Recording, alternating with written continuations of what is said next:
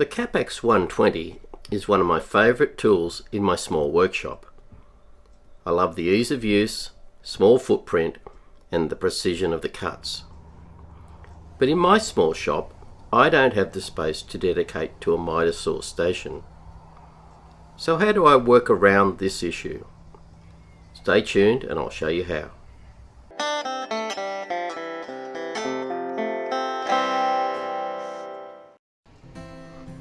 My Kapex sits in the middle of my shop, next to a purpose-built cart that holds a lot of hand tools and some of my stock of sheet goods.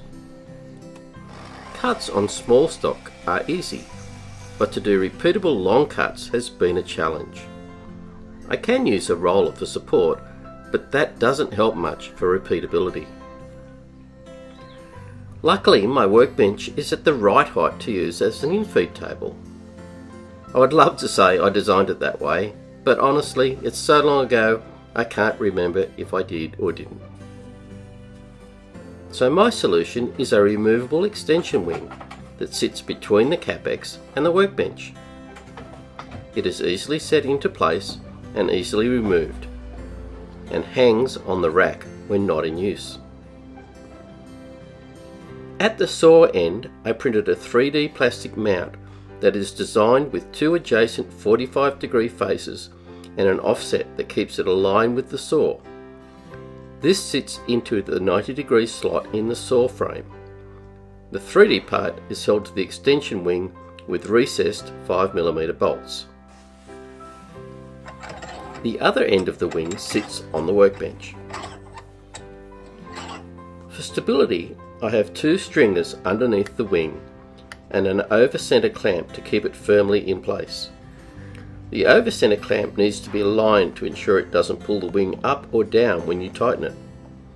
A bit tricky, but not impossible if you play with some shims.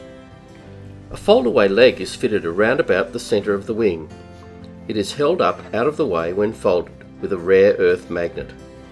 This gives a bit of extra support for heavier timber, but it's not really necessary if you are doing lighter work.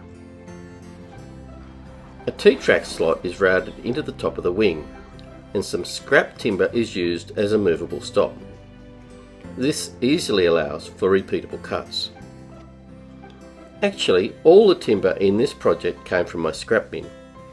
A really cheap and easily completed build with stock on hand, which was good given the current restrictions. And best of all, it works really well. Thanks for watching.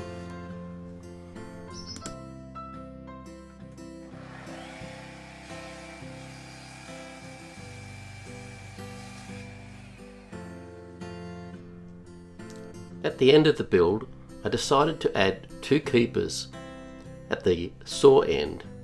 One I made out of some scrap timber, which is on the right hand side of the extension arm, and the other one is 3D printed to shape of the saw on the left hand side of the saw.